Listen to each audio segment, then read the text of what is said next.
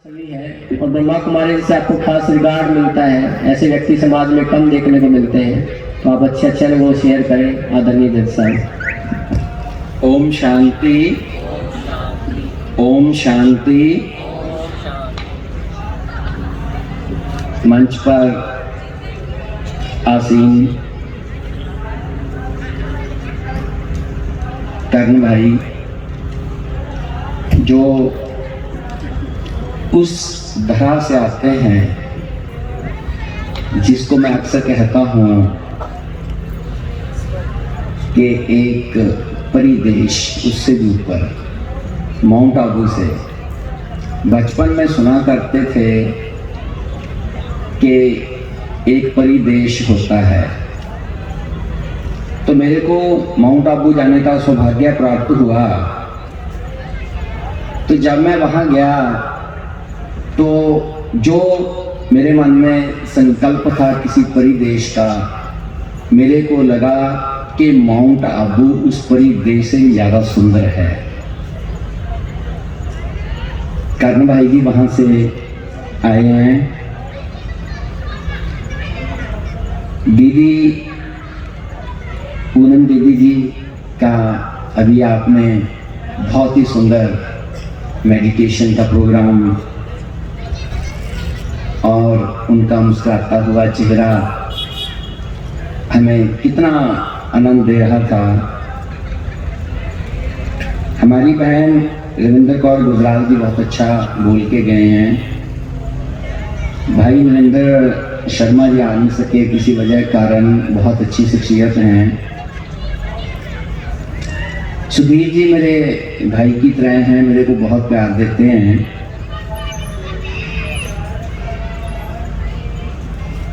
कविता दीदी से मैंने प्रैक्टिकल बहुत कुछ सीखा है। दुनियावी तौर पे हमारी पोस्ट, बेशक पोस्ट कहने को हम जुडिशरी में, मैं एज डिस्ट्रिक्ट एंड सेशन जज हूँ, लेकिन मैं इस स्टेज से, इस पवित्र स्टेज से एक बात कहना चाहता हूँ कि जो हमारी पोस्ट है ना, इन दीदियों के सामने बहुत छोटी है। जे बस एक चीज, दीदी मेरे को स्नेह तो बहुत करते हैं, आज थोड़ा सा मेरे से जाति कर लिए उन्होंने। वो जाति इसलिए कर दिए कि जब कर्ण भाई बोल चुके हैं, पूनम दीदी बोल चुके हैं, इतने अच्छे प्रवक्ता और इतने अच्छे अध्यात्मवाद की बात करने वालों के बाद मेरे को बोलने का मौका दे दिया। जज को लास्ट मौका मिलता है, सबको सुनने के बाद मौका, पहले जज को लास्ट में मौका मिलता है। सबसे जो चलो दीदी हैं, सबसे बड़ी बात मेरे को आज के इस प्रोग्राम में दीदियों ने एक खिताब दिया चीफ गेस्ट का। ये इनकी बहुत बड़ी ऊंची और आदर्श सोच है। वैसे अध्यात्मवाद सबसे बड़ी चीज़ है। अध्यात्मवाद में जो इतना ऊंचा हो, वो हमारे जैसे दुनियावी लोगों को इतनी ऊंची पोजीशन दे, ये एक ईश्वरीय विश्वविद्यालय ही कर सकता है। मेरे को तो ऐसे लग रहा था जैसे कर्ण भाई जब बोल रहे थे, एक दीदी हैं उत्तरा दीदी जी का आशीर्वाद, जैसे कोई अपने छोटे भाई को अपने कंधों पे बिठाकर, छोटे बालक को कह लो, छोटे भाई को कंधों पे उठाकर कहता है कि आप मेरे से बड़े हो गए हो। लेकिन इस ईश्वरीय विश्वविद्यालय में कोई भी दीदी हो, भ्राता हो, खैर बाबा जी की तो क्या कहने, उनके बारे में तो मेरे पास शब्द नहीं हैं।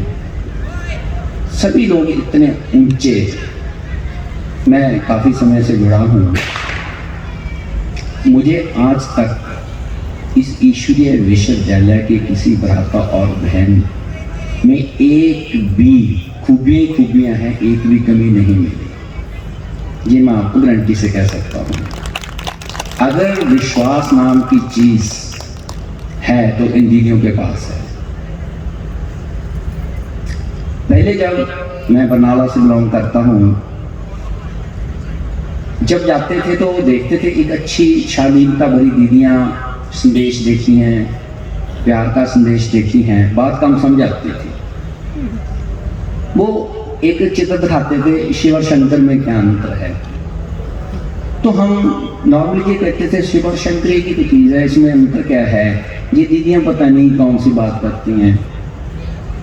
तब तो समझने के लिए ये कह देते थे दीदियाँ भी शंकर एक देवता है, शिव खुद परमात्मा है। थोड़ा बहुत सफर चलता रहा, क्योंकि करण भाई जी तो मतलब अचीव कर चुके हैं, हम तो भी जर्नी में हैं। तो पता चला कि शिव तो एक ही होता है, शंकर एक देवता है।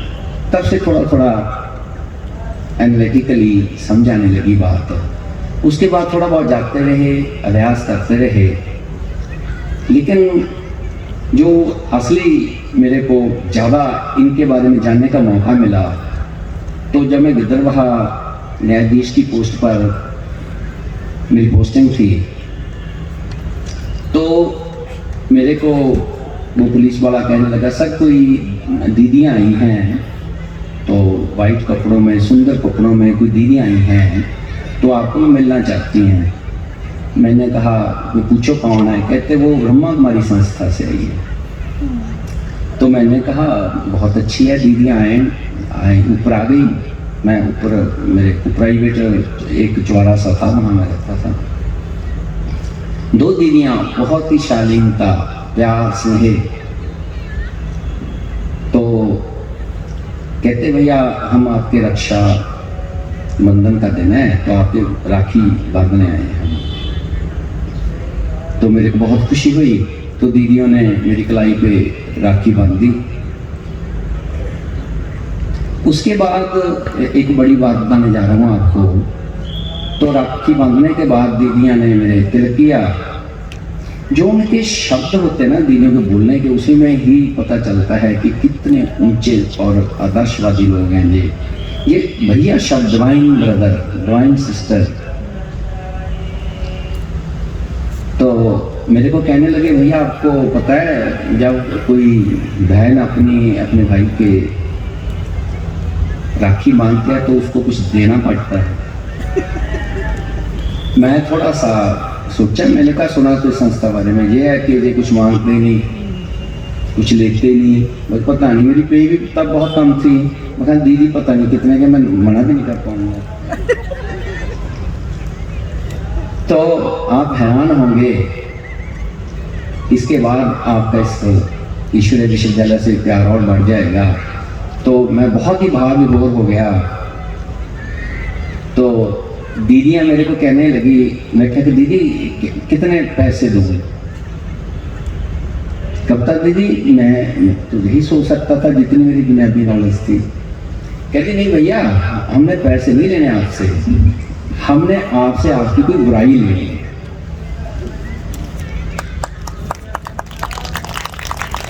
मैंने कहा दीदी मेरी बुराई है कि मैं थोड़ा सा एंजाइटी, इरिटेशन मेरे को होती है।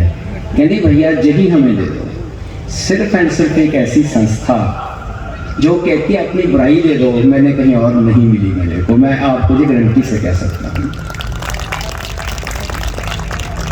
उसके बाद एक बात और बहुत बड़ी, जो प्रेम दीदी जी आजकल मैकलनॉर जोन की संचालिका हैं।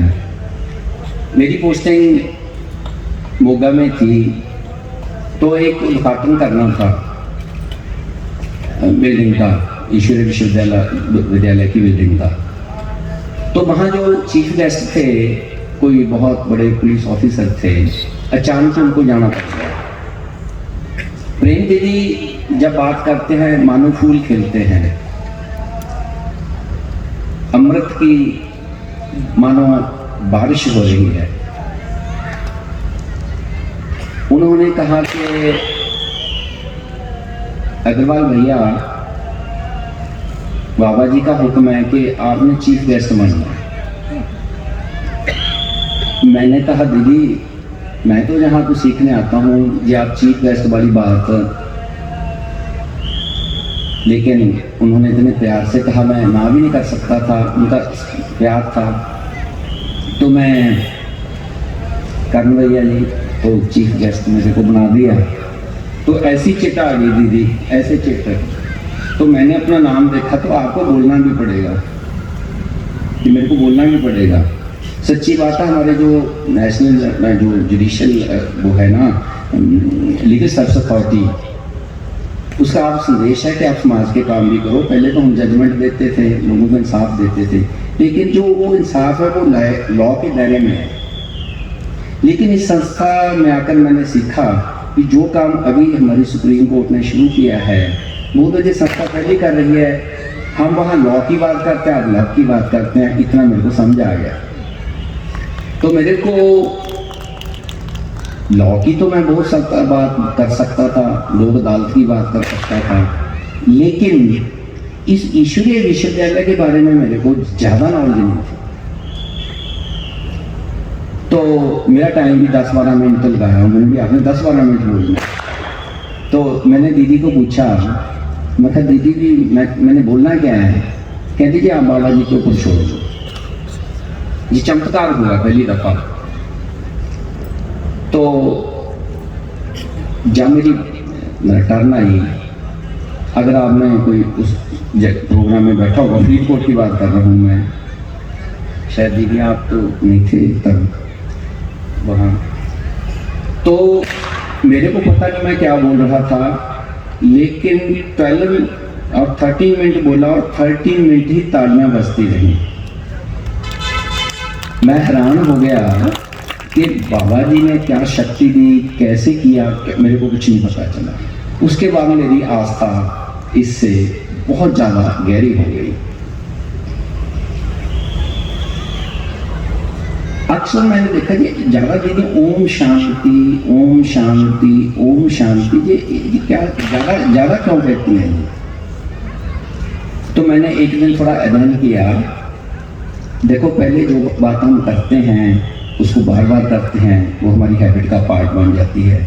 ओम शांति मीन्स अपने अंदर एक शांति का पैगाम चलता है।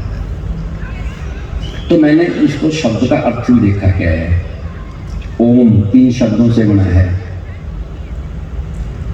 ओम उच्चारण, देखो कितनी बड़ी बात है, एक गीता को एक शब्द में कैसे लपेटा हुआ है।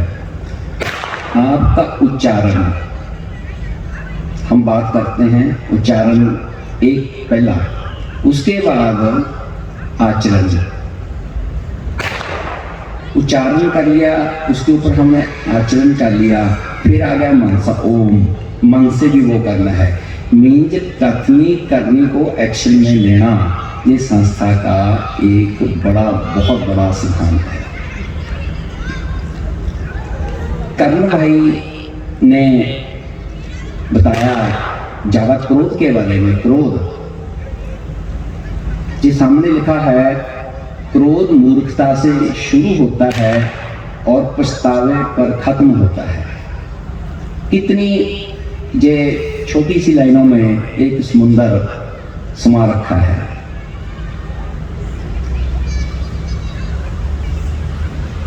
एक मैं बहुत बड़ी आपको एक उदाहरण दे सकता हूँ कि इस संस्था से जो मैंने सीखा है, एंकर के आगे अगर हम डी लगा दें तो डेंजर बन जाता है। ये मैंने यहाँ से सीखा। और आपको एक छोटी छोटी 2 उदाहरणें दूंगा और आप सोचेंगे कि इस संस्था से क्या नहीं मिलता। जो गुस्सा है वो अपने आप को भी पता नहीं चलता कि मैं कितना नुकसान कर रहा हूँ। मेरे को बहुत गुस्सा आता था। अगर मैं इस संस्था से ना जुड़ा होता, शायद मैं इतना अच्छी जर्नी पे, अध्यात्मवाद की जर्नी पे ना चल पाता। एक बॉस अपने सबऑर्डिनेट को, कर्मचारी को कहता है तो बड़ी लाइट मूड में बात है, लेकिन जैसे मैंने भी शिक्षा ली है, अभी करण भाई से भी थोड़ी सी बात मैं भी हंसी मजाक की कर लूँ। तो वो कहता, आपने गधा देखा है कभी? गधा? तो उसने बेचारे ने से नीचे कर लिया। बॉस उसको कहता है तू नीचे क्या देखता है, मेरी ओर देख। मतलब जो गुस्सा करता है उसको ये नहीं पता चलता कि मैं अपना कितना नुकसान कर रहा हूँ। दूसरी की छोटी सी उदाहरण जो थोड़ी सी आपको भावुक भी करेगी, लेकिन हंसी मजाक के साथ कोई सीरियस और सही बात भी होनी चाहिए, जो मैंने इस संस्था सीखा। एक भाई साहब बात कर रहे थे गाड़ी की कि हम वैल्यूएबल्स को पाने के लिए हम ये वैल्यूज खो रहे हैं। ये चीज मैंने यहाँ से सीखी। एक आदमी 1 करोड़ की गाड़ी लाता है, मैं पीछे पीस ऑफ माइंड और ओम शांति जो हमारा चैनल है अवेकनिंग, उसके ऊपर मैं अक्सर प्रोग्राम देखता रहता हूँ। मेरे घर में ज़्यादा वही चलता है। 1 करोड़ की गाड़ी लाता है तो उसका छोटा बेटा खुशी में उसके ऊपर कुछ लिखने लग जाता है, जो होती है ना अपनी किसी मेक से, उसके ऊपर मेरा लैडी गाड़ी लाया। तो वो फादर जिसको धन का बहुत ज़्यादा प्यार है, एक हथौड़ा उठाता है उस बच्चे के जहाँ लगाता है और उसके पांचों उंगलियां उसकी क्रश कर देता है, क्योंकि उसने उसकी 1 करोड़ की गाड़ी के ऊपर स्क्रैच डाल दिया। उस बच्चे को हॉस्पिटल में एडमिट कराया जाता है। वो डॉक्टर से पूछता है कि मेरी जो डॉक्टर साहब 5 उंगलियां वापस आ सकती हैं? डॉक्टर साहब कहते हैं बेटा मुश्किल है, इतनी क्रश हो गई कि इसका मेरे पास अब कोई इलाज नहीं। वो बेटा अपने डैडी से पूछता है कि डैडी, जो मैंने वो सामने उस गाड़ी के बोनेट पे कुछ लिखा था वो खत्म हो सकता है? उसके फादर के पास कोई जवाब नहीं था, क्योंकि उसका जवाब तो यही है, नहीं हो सकता। किसी आप पेंटर के पास जाएंगे, वो ठीक कर देता है। जो वो नेक्स्ट सवाल करता है वो आप सबको भावुक कर देगा, कहता है जी मेरी 5 उंगलियां वापस आ सकती हैं। तो डॉक्टर ने भी जवाब दे दिया। ये जो गुस्सा है ये कितना नुकसान कर सकता है, इससे आप अंदाजा लगा सकते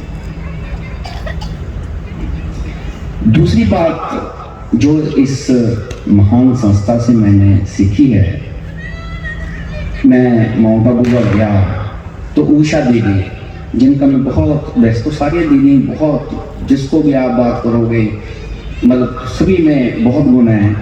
उषा दीदी को मैं अक्सर सुनता रहता हूँ। तो जब मैं गया, मेरी धर्म पत्नी सरोज अग्रवाल मेरे साथ और लोग मेरे साथ, तो हमारी इच्छा हुई कि मैं दीदी से मिलना है। तो मेरे को पता चला कि दीदी बेड पर थे, फ्रैक्चर हुआ था।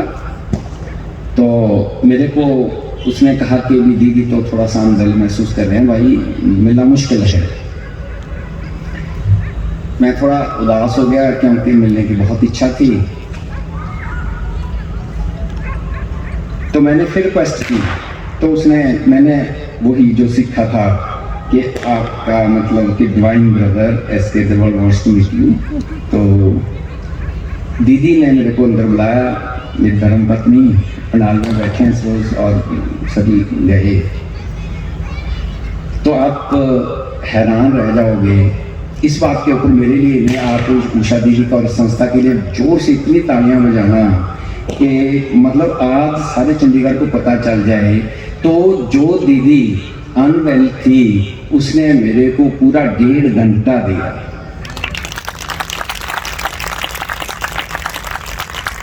और उन्होंने, दीदी ने जो मेरे को बात बताई, उसके बाद तो मेरी संस्था से बहुत अच्छी, मतलब और मन खुश हो गया कि मैं अच्छी संस्था से जुड़ा हुआ हूँ। इससे पहले मैं आपको एक बहुत बड़ी बात बताना चाहता हूँ इस पवित्र स्टेज से, इस पवित्र मंच से। कई दफ़ा आप सुनते होंगे कि शायद ये बातें हैं कोई फ़ायदा नहीं, करनी मुश्किल है, कहनी आसान है, लेकिन मैं ये गारंटी से लिख कर दे सकता हूँ कि एक ईश्वरीय विश्वविद्यालय ऐसी जगह है जिसकी कथनी और करनी एक है। बचपन में सुनते थे कथनी मीठी खांसी, करनी विष की लोए, कथनी तज करनी करे, विष से अमृत होए। मैंने खुद अपनी लाइफ में ये चीज़ पाई है, मैं आपको लाइव टेलीकास्ट बता सकता हूँ। मेरे साथ एक छोटी सी ऐसी घटना हुई, छोटी सी घटना हुई, मैं उसको बड़ी नहीं मानता, दुनियावी नुकसान को कोई बहुत बड़ा नुकसान नहीं मानना चाहिए, जिसमें एक तनिक भी मेरा कसूर नहीं। लेकिन अगर मैं इस संस्था से ना जुड़ा होता, इनकी शिक्षा का मेरे ऊपर असर ना होता, तो शायद मैं आज आपको मुखातब ना हुआ होता, मैं आपसे बात ना कर रहा होता। यही संस्था है जिसने मुझे इतनी शक्ति दी कि आपकी दुनियावी शक्ति से ऊपर एक दैवी शक्ति है, वो जो इनके पास है। तो उस दीदी, उषा दीदी को मैंने पूछा, दीदी आपने मेरे को इतना टाइम दिया, मेरे को नहीं समझ आ रहा कि आप इतने बेड पे लेटे हुए तो आप तो बैठ गए, हमें कुछ सिखा दो, मैं कुछ अमृत लेना चाहता हूँ। तो दीदी ने एक बात बताई मेरे को कहती, भैया मैं कहती यही तो हमारी परीक्षा है, कहीं हम बातें तो नहीं करते, कहीं वैसी तो नहीं हम करते, हम वाकई ही जब कष्ट में होते हैं तब भी हम स्टेबल रहते हैं। तो उन्होंने मेरे को युधिष्ठिर की, जो युधिष्ठिर अपने पात्र है ना महाभारत का, तो उसका मतलब समझाया कि युधिष्ठिर का मतलब जो युद्ध की स्थिति में भी स्थिर रहे, युद्ध की स्थिति में भी स्थिर रहे युधिष्ठिर। तो उन्होंने फिर जो स्वामी विवेकानंद जी की बात बताई, सबसे बड़ी बात, जो बड़े महापुरुष अच्छे लोग होते हैं वो जब एडवर्सिटी आती है ना उसमें विचलित नहीं होते, उनकी पहचान होती है। जो ये संस्था में काम करने वाले, इनको मैं देवियाँ कहता हूँ, इनकी पहचान है। तो जब वो वहाँ गए हमारे स्वामी विवेकानंद जी, तो उन्होंने गीता को सबसे नीचे रख दिया, सबसे नीचे। तो सभी कहने लगे यार ये तो बहुत बेइज्जती हो गई। तो स्वामी विवेकानंद जी ने बोलना था उसके बाद, तो सभी देखने लगे कि पता नहीं क्या बोलेंगे, कि गीता को तो अपमान हो गया। महापुरुष तो महापुरुष होते हैं, उन्होंने जब बात की तो कैसे पासा पलटा कि आपने हमारी गीता को सही जगह रखा है। कहते क्यों, वो तो सबसे नीचे है। कहते ये सबकी नींव है, अगर इसको हम निकाल लें तो बाकी सब ग्रंथ ताश के पत्ते की तरह तहस नहस हो जाएंगे। That's why he was known as Swami Vivekananda. तो दीदी ने जो नेक्स्ट बात मेरे को बताई, कहने लगे भ्राता जी आप एक बात बताओ कि कर्ण और अर्जुन में बलवान कौन था। मैंने सुन रखा था कि कर्ण ज़्यादा बलवान थे, अर्जुन कम बलवान थे, क्योंकि वो बात सुन रखी थी कि जब वो तीर मारते हैं तो 3 फीट, वो वाली बात। तो कहते जीता कौन। मैंने कहा तो जीता तो दीदी अर्जुन ही था। कहते क्यों जीते। मेरे पास कोई जवाब नहीं था। मैंने कहा कि वैसे ही जीत गए होंगे, उनको भगवान का वरदान था, जहाँ उनके पास कृष्ण थे। कहते नहीं भैया, क्योंकि शायद आपको पता नहीं, उषा दीदी ने जितना महाभारत के ऊपर प्रैक्टिकल काम किया वर्ल्ड में अभी तक किसी ने नहीं किया। तो उन्होंने मेरे को शब्दों का अर्थ समझाया कि जो कर्ण है, कर्ण का मतलब कुछ कोई नाम से नहीं, समझने की बात है। तो जो कर्ण है, कर्ण मीन्स सुन, तो अर्जुन मीन्स अर्जित कर लेना। जो सिर्फ सुनेगा, नाम से नहीं, सिर्फ सुनेगा, उसके पास कुछ भी नहीं। जो अर्जित कर लेगा वो विजेता है। बड़ी सिंपल सी बात। फिर उन्होंने 3 गुड़िया वाली बात सुनाई। 3 गुड़िया वाली बात आपको ऐसी अमृत जैसी चीजें मिलेंगी कि आप इस संस्था को प्यार नहीं, दिल से प्यार स्नेह करने लग जाएंगे। तो 3 गुड़िया कोई बेचने वाला बैठा है, एक जैसा रंग, एक जैसा रूप, एक जैसी वेशभूषा, एक की कीमत 100 रुपये, एक की 1000 रुपये और एक की 1 करोड़ रुपये। तो वो राजा वेश में गया तो कहने लगा कि ये आप एक ही चीज आप ठग रहे हो, एक 100 रुपये की, एक 1000 की और एक करोड़ की, कितना अंतर है। एक ही चीज है, एक ही कपड़े हैं, एक ही कद है, एक ही रूप है। समझाने के लिए इसको एक मतलब समझने के कॉन्टेक्स्ट में, जो 100 रुपये वाली चीज थी उसने एक तार रखी हुई थी लोहे की, तो जब 100 रुपये वाली गुड़िया के कान में डाली, इधर डाली और इधर निकल गई, इसकी कीमत 100 रुपये है। और जो दूसरी थी वो जब डाली तो मुंह से निकल गई, उसकी 1 लाख कीमत थी। और जो तीसरी थी वो कान से अंदर गई और अंदर चली गई, उसकी कीमत 1 करोड़ थी।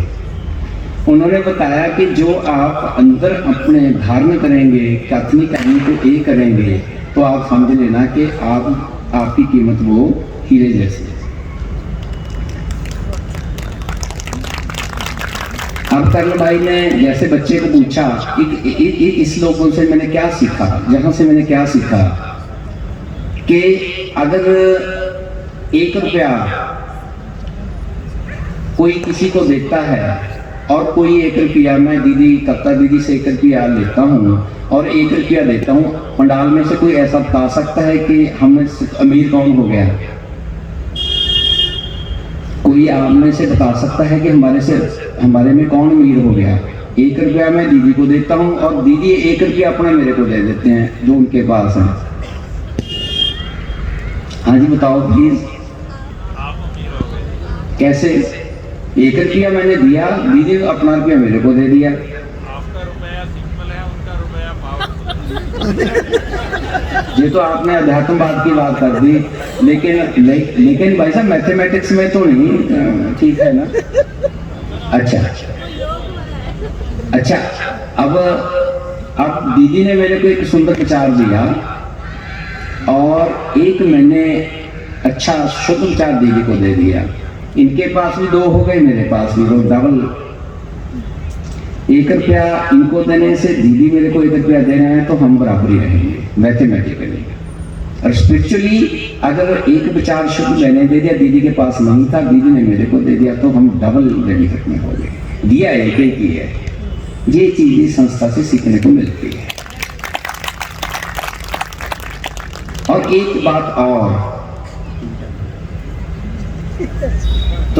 बात और जो इनके बारे में मैं कहना चाहता हूं कि एक पहले मैंने यहाँ उदाहरण दी थी कि महाराजा अकबर थे, जो महाराजा अकबर, उसके दरबार में एक तानसेन नाम का बहुत बड़ा संगीतज्ञ था, बहुत बड़ा। जब वो संगीत सुनाते थे तो भाव विभोर कर देते थे बहुत। लेकिन एक दिन महाराजा अकबर के दिमाग में आया कि क्यों ना मैं इसके गुरु से मिलूं। तो वो अपने गुरु हरिदास के पास ले गए।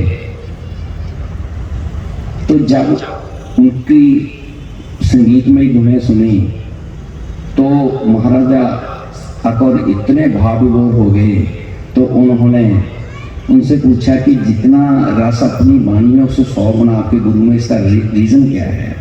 तो उन्होंने एक ही जवाब दिया कि सम्राट अकबर, मैं एक सम्राट के लिए गाता हूँ और जो मेरा गुरु हरिदास है वो सम्राटों के सम्राट उस परम पिता परमात्मा के लिए गाता है।